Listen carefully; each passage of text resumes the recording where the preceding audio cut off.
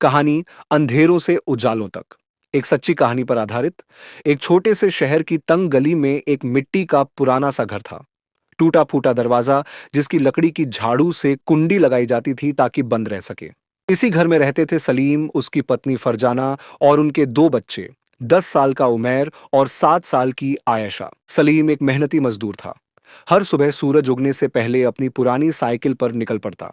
कभी किसी के घर पेंटिंग करता, कभी इमारतों पर काम करता, तो कभी बाजार में सामान ढोता। जो काम मिल जाए वो कर लेता, बस परिवार का पेट पालने के लिए।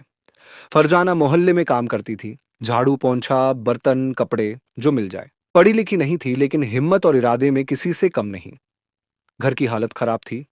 महीने के आखिर में यह तय करना मुश्किल होता था कि बिजली का बिल भरें या बच्चों की स्कूल फीस। कई बार ऐसा हुआ जब एक वक्त की रोटी ही नसीब हुई, और वो भी तभी जब किसी ने काम के बदले कुछ दे दिया हो। लेकिन सपने बड़े थे। सलीम हमेशा कहता, मेरे बच्चे पढ़ लिख जाई, हमारी जैसी जिंदगी न जिए। उमर बहुत होशियार बच्चा था।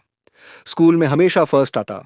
टीचर भी कहते, सलीम, तुम्हारा बेटा बहुत आगे जाएगा, बस पढ़ने दो। लेकिन कई बार फीस न दे पाने पर स्कूल ने रोक लगा दी। तब सलीम ने शाम को होटल में बर्तन धोने का काम पकड़ लिया। फरजाना खुद छठी तक पढ़ी थी, लेकिन बच्चों को रात को पढ़ाती थी। कॉपियां देखती, अल्फाज सिखाती, और जो नहीं समझ आता वो मोहल्ले की लड़कियों से पूछती। एक दिन सलीम बीमार पड़ गया। काम बंद, दवाइयों के पैसे नहीं थे। फरजाना ने अपनी मेहनत बढ़ा दी। 3 घर छोड़कर 6 घरों में काम करने लगी। थक जाती थी, लेकिन कहती, मेरे बच्चे भूखे न सोएं, बस यही काफी है। उमैर ने मां की हालत देखकर बच्चों को ट्यूशन पढ़ाना शुरू कर दिया। 5वीं क्लास का बच्चा, लेकिन दूसरी तीसरी क्लास के बच्चों को पढ़ा लेता। जो 500 रुपये मिलते, मां के हाथ पर रख देता। कुछ महीने ऐसे ही गुजरे। फिर सलीम ने धीरे धीरे सेहत संभाली और फिर से मजदूरी पर जाने लगा।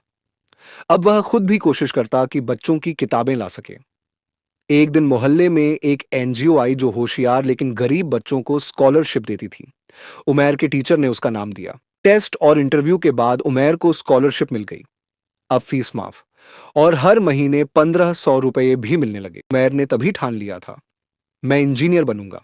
वो स्कूल के बाद बच्चों को पढ़ाता, खुद पढ़ता, और एक सज्जन ने देखकर उसे पुराना लैपटॉप दे दिया ताकि वो ऑनलाइन लेक्चर देख सके। नेट के लिए मस्जिद का फ्री वाईफाई इस्तेमाल करता। आयशा भी अब छठी क्लास में थी। हर साल टॉप करती और मां का हाथ बंटाती। समय बीता। उमैर ने 10वीं क्लास में पूरे शहर में टॉप किया। अखबार में उसकी फोटो छपी। वही लोग जो पहले नजरें फेर लेते थे, अब दुआ देने आने लगे। उमैर